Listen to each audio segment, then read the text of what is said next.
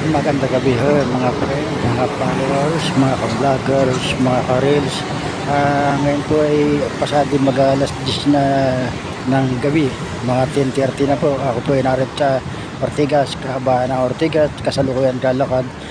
Ingat-ingat po tayo sa mga ganitong lugar, sa mga paglalakad, sapagkat sa tagal ko po pabalik-balik sa ganitong sitwasyon ay marami na akong experience.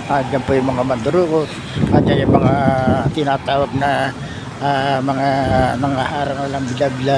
Mag-iingat po kayo, lalo na po rito sa MRT, sa pagbaba ninyo ng hagdan at pag-akyat. Iwasan po natin mag-cellphone, baka po tayo matukutan o kaya baka po tayo matapilok sa hagdan ay mahulog.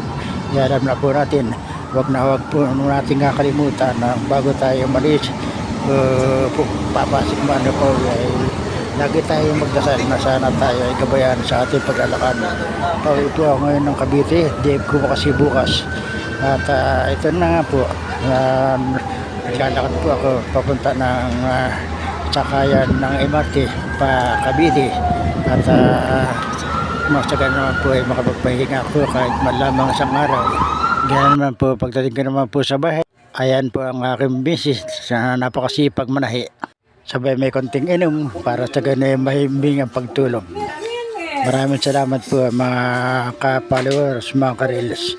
Sa inyo walang sawang pagsubaybay na way inyo mamanawan. Maayos naman po ako nakarating ng bahay. Salamat po sa inyo lahat.